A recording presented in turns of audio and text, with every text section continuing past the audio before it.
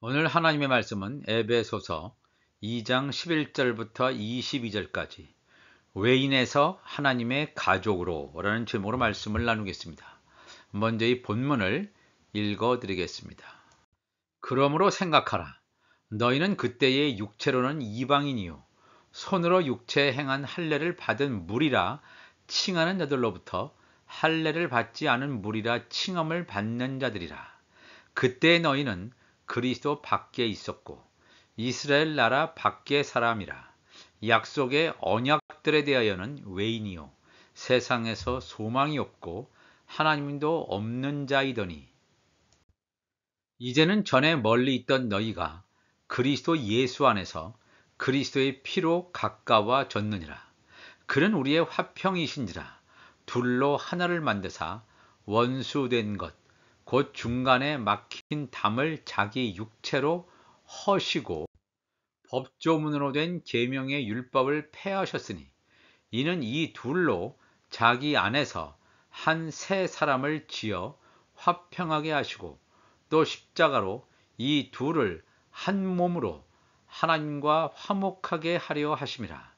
원수된 것을 십자가로 소멸하시고 또 오셔서 먼 데 있는 너희에게 평안을 전하시고 가까운 데 있는 자들에게 평안을 전하셨으니 이는 그로 말미암아 우리 둘이 한 성령 안에서 아버지께 나아감을 얻게 하려 하심이라.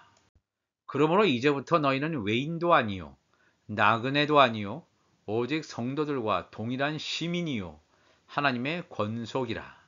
너희는 사도들과 선지자들의 터 위에 세우심을 입은 자라. 그리스도 예수께서 친히 모퉁이 돌이 되셨느니라.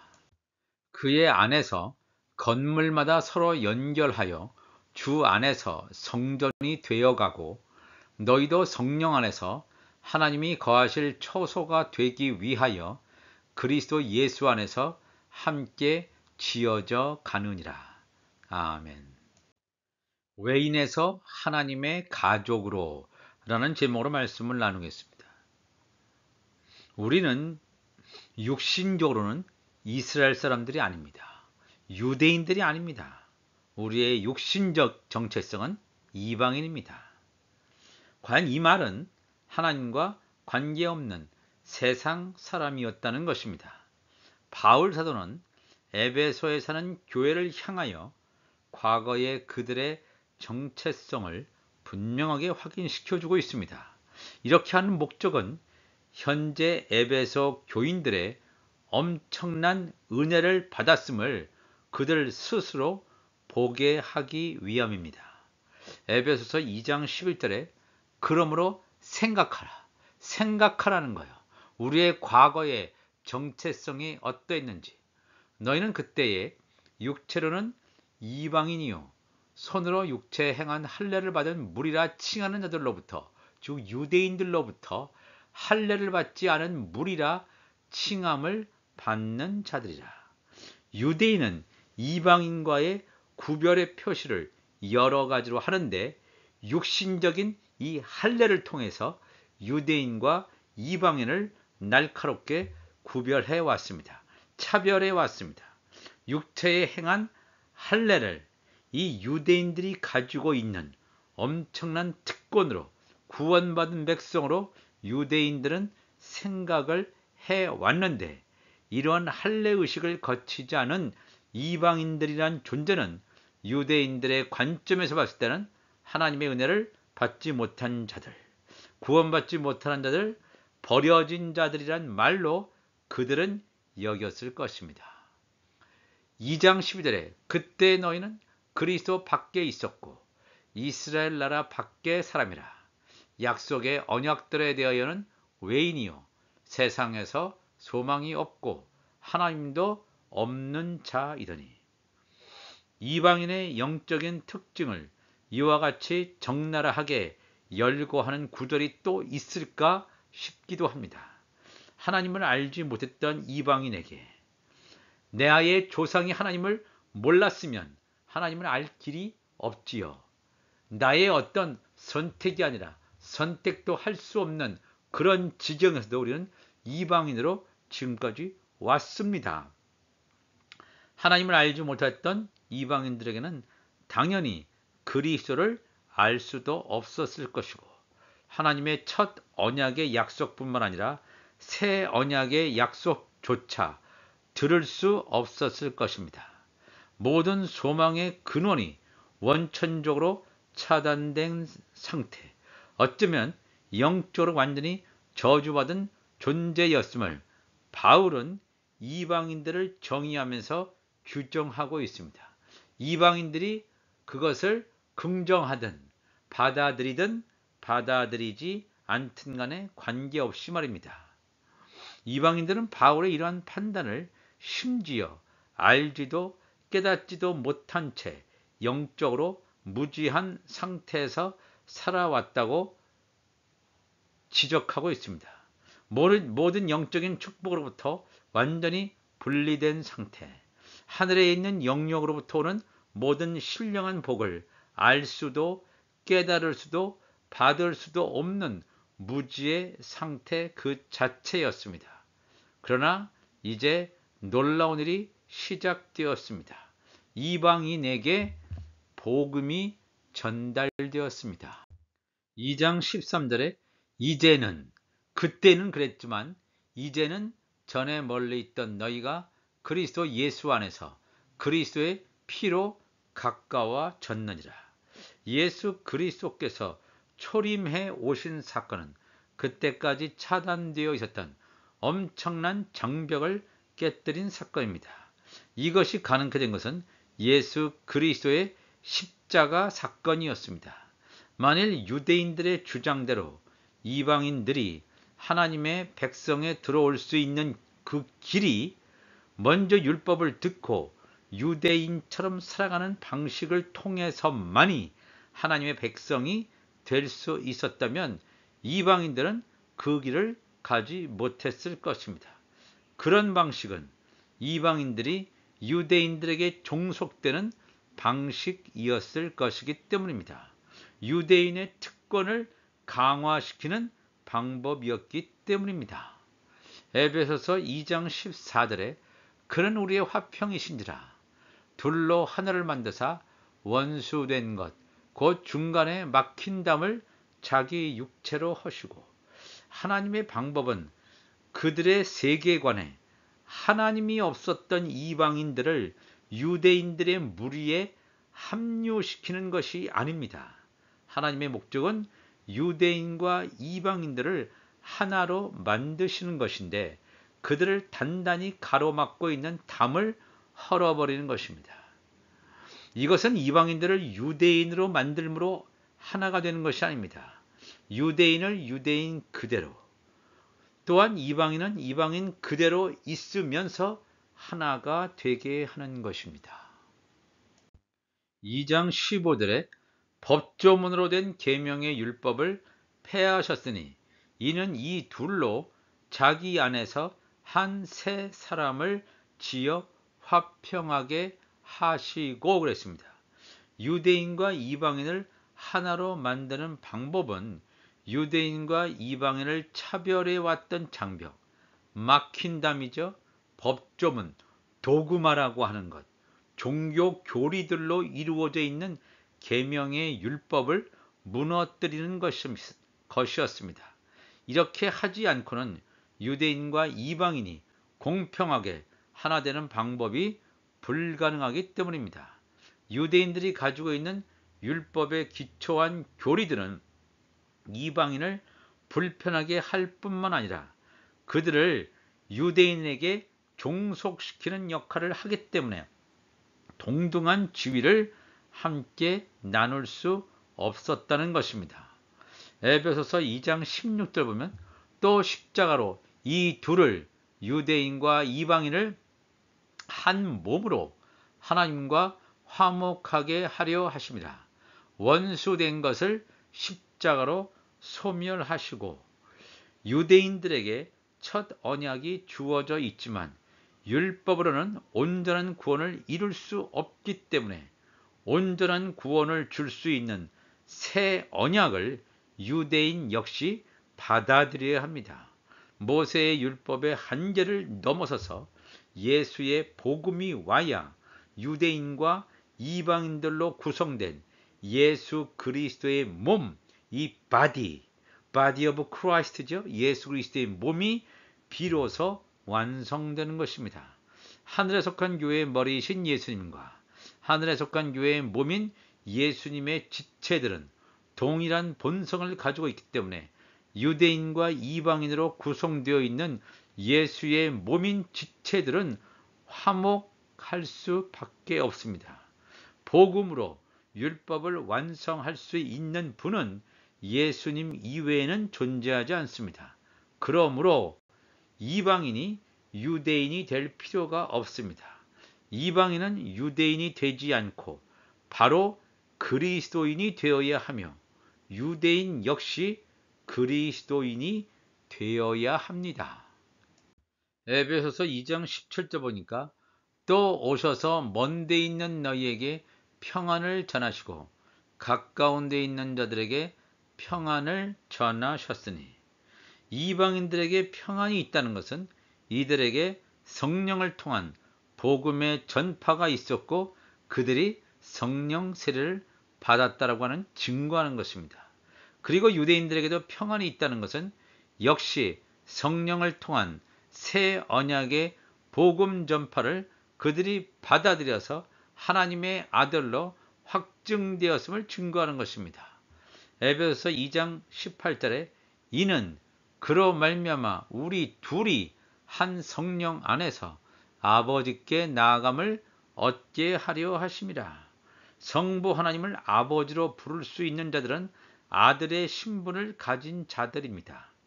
독생자이신 예수님 이외에 양자의 영을 받고 하나님의 아들들로 입양된 자들만이 하나님을 아버지로 부를 뿐만 아니라 아버지께 나아갈 수 있다라고 하는 것입니다. 로마서 8장 14절 보니까 무릇 하나님의 영으로 인도함을 받는 사람은 곧 하나님의 아들이라고 했습니다. 너희는 다시 무소하는 종의 영을 받지 아니하고 양자의 영을 받았으므로 우리가 아빠 아버지라고 부르짖는다고 성경은 증거합니다. 양자의 영, 이 성령 양자의 영을 받은 자만이 하나님을 향하여 아버지라고 부를 수 있는 하나님의 아들이라고 하는 것입니다. 양자의 영 성령을 받지 않은 자는 하나님을 향하여 아버지라고 할 수 없습니다. 즉 그들 사이에는 유대인인 하나님의 아들들과 또한 이방인인 하나님의 아들들 사이에는 차별이 없다고 그렇습니다. 에베소서 2장 19절에 그러므로 이제부터 너희는 외인도 아니요 나그네도 아니요 오직 성도들과 동일한 시민이요 하나님의 권속이라 그랬습니다.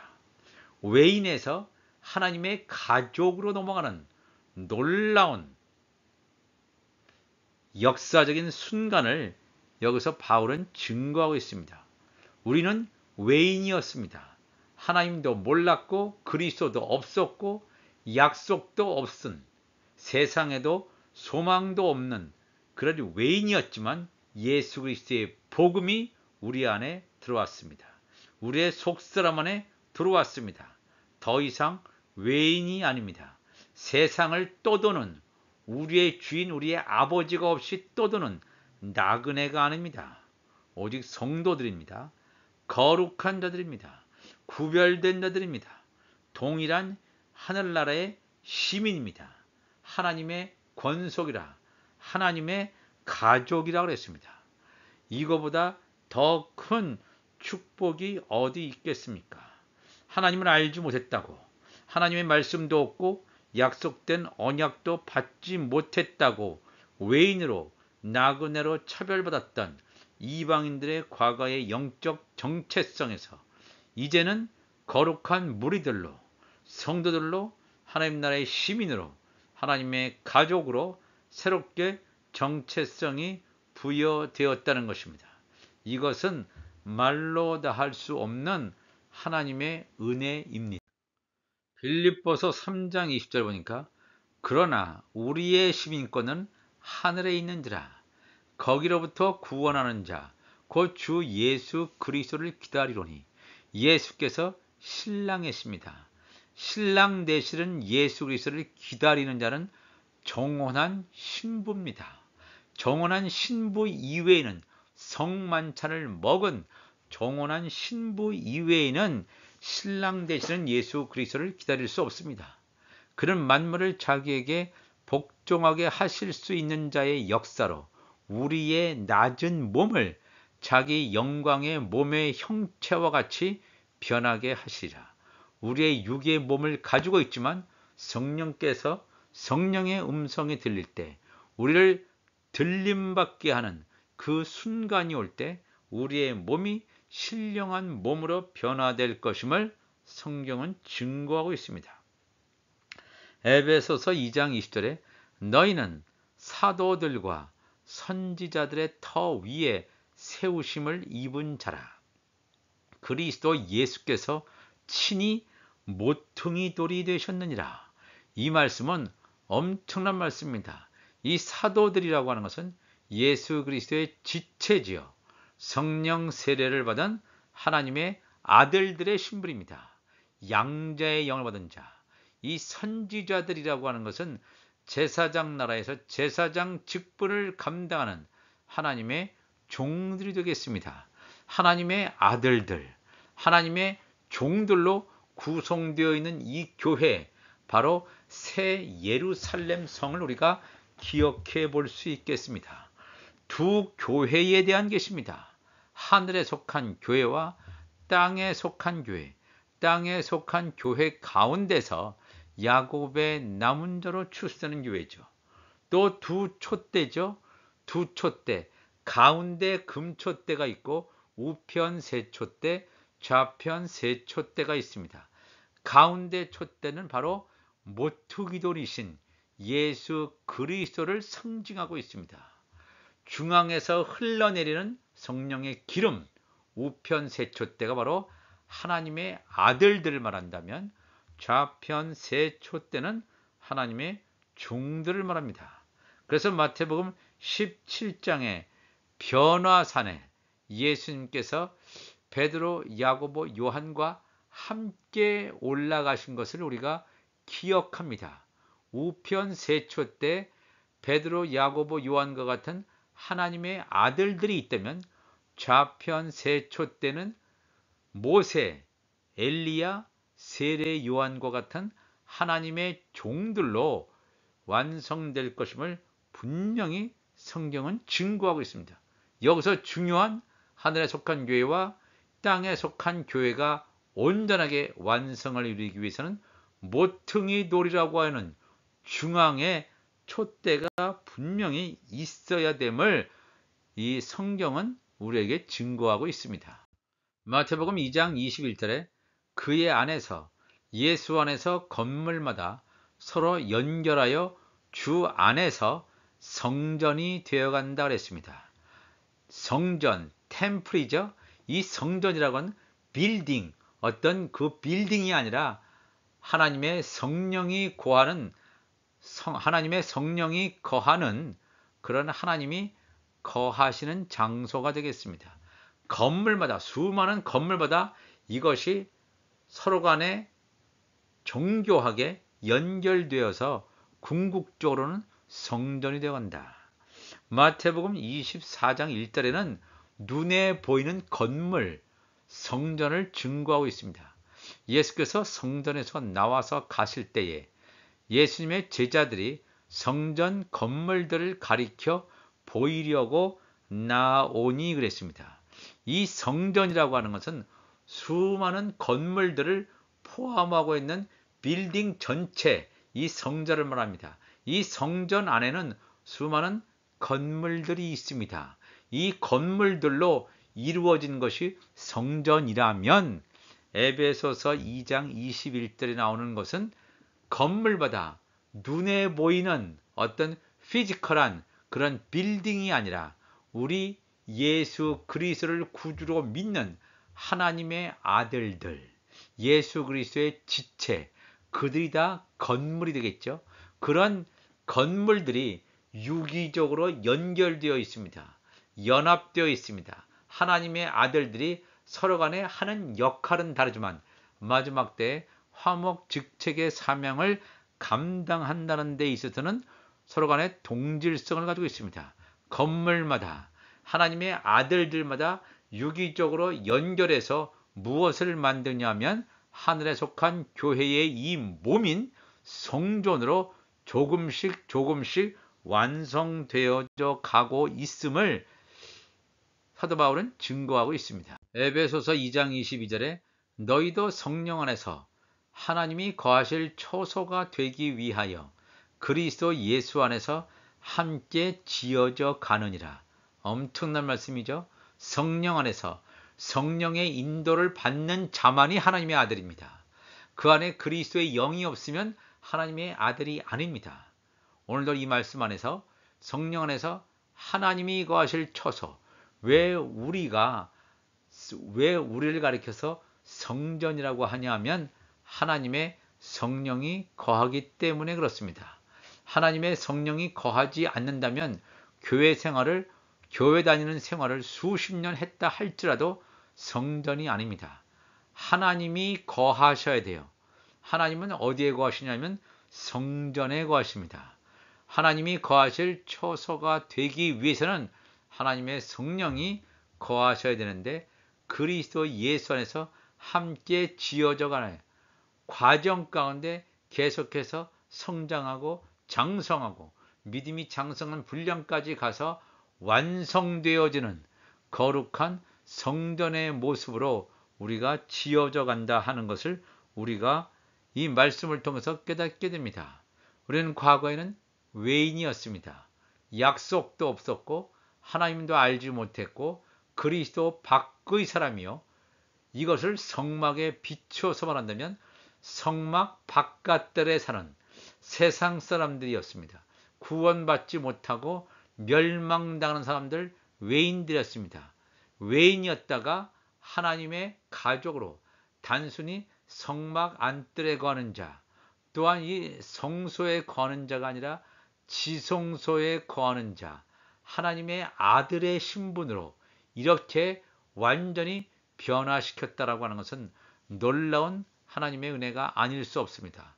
오늘도 우리가 이 말씀을 깊이 새기시면서 과거의 영적 정체성에서 현재의 영적 정체성으로 우리를 변화시킨 하나님께 감사하며 오늘도 주님을 부르면서 성령과 깊이 교제하는 우리 모두가 되시기를 주님의 이름으로 축복합니다. 하나님 아버지 감사합니다. 오늘도 귀한 말씀을 함께 나누었습니다.